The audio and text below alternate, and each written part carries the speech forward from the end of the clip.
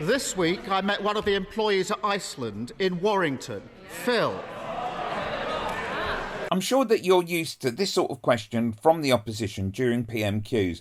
Bring in a relatable story, an individual who's being affected by government policy, and see how those in power excuse themselves. Today we're being introduced to Phil from Iceland.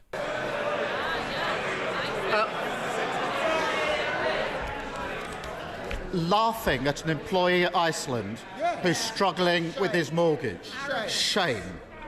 He told me that his mortgage is going up by a staggering £1,000 a month, Prime Minister. He doesn't want other averages, other people, other stories. That's what's happening to him. If the member for Mid Norfolk on £120,000 can't afford this Tory government, how on earth can people like Phil? So how will tone-deaf Sunak answer? Well, actually, Mr. Speaker, thanks to the management of the economy, Phil and millions of people like him are now ensuring that inflation is less than half of the rate that it was when we were talking a year ago, putting more money in their pocket. And thanks to this government, Phil and millions of other workers, not just at Iceland, but across the country, are benefiting this month in their pay packet for a tax cut worth hundreds of pounds for someone on an average salary. Did he not listen that tax cut won't even be half of what Phil needs? But I hope he explained to Phil. He explained to Phil the cost of his policies. Did he explain to Phil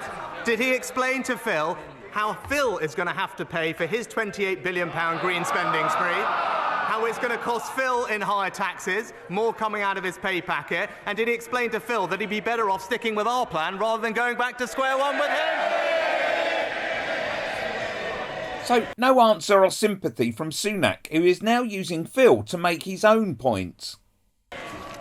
I would invite the Prime Minister to get in touch with Phil and explain to him how paying £1,000 more on his mortgage is making him better off, because that's not how he feels. He's just so out of touch. It's unbelievable. Finding hundreds of pounds extra a month, that may not seem like a big deal to the Prime Minister. But let me tell him, most people don't have that sort of money knocking around. So let's move on to later. Phil gets name-checked again, and now he's become the butt of a joke.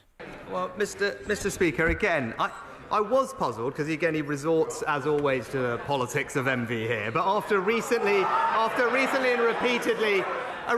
and repeatedly attacking not just me but the government for lifting the bonus cap, I was genuinely surprised to see that the Shadow Chancellor just today has announced that she now supports the government's policy on the bankers' bonus cap. I don't know if he mentioned that to Phil when he was having a chat with him, but I'm sure he can fill us in. I think Sunak's on a knife edge here. Is he really aware that he seems to be casually dismissing the plight of those struggling just so he can get a cheap laugh? And now Starmer's going to sum it up. Mr. Speaker, I actually didn't expect him to be laughing at Phil. I did not expect him to be laughing at Phil, not addressing Phil. The Prime Minister just doesn't get how hard it is for millions of people across the country like Phil. That is the primary problem, struggling with their mortgages, their bills, the spiralling cost of living. And the Prime Minister's response is never to take responsibility, show contrition, or even any level of basic understanding. He's so detached, he thinks he can paint a world in which their problems simply don't exist. Is there such a thing as a decent Tory? Click here to hear your thoughts on that matter.